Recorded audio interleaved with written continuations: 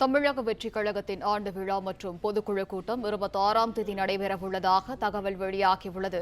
இதுகுறித்த கூடுதல் விவரங்களை செய்தியாளர் யுவராஜ் வழங்க கேட்கலாம். யுவராஜ், வணக்கம். விவரம் என்ன, நீங்க வழங்கலாம்? வணக்கம்.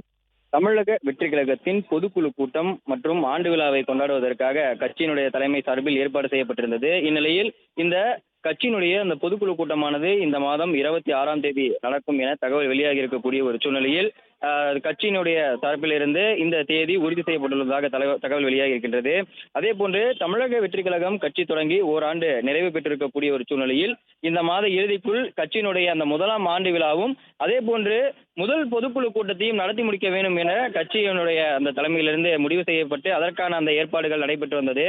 இந்நிலையில் சென்னை அடுத்து ஈசிஆரை அடுத்து மாமல்லபுரத்தில் இருக்கக்கூடிய அந்த கான்ஃபுளுயன்ஸா கன்வென்ஷன் சென்டரில் எனக்கூடிய அந்த நட்சத்திர மண்டபத்தில் தற்போது இந்த நிகழ்ச்சியை நடத்துவதற்காக ஏற்பாடு செய்யப்பட்டிருக்கின்றது. இந்த மாதம் 26ஆம் தேதி இந்த பொதுக்குழு கூட்டம் நடைபெறத்திற்கு திட்டமிடப்பட்டிருக்கிறது. அதே போன்று 120 மாவட்ட செயலாளர்களில் 95 மாவட்ட செயலாளர்கள் மட்டுமே நியமிக்கப்பட்டிருக்கக்கூடிய ஒரு சூழ்நிலையில் மீதம் இருக்கக்கூடிய 25 மாவட்ட செயலாளர்கள்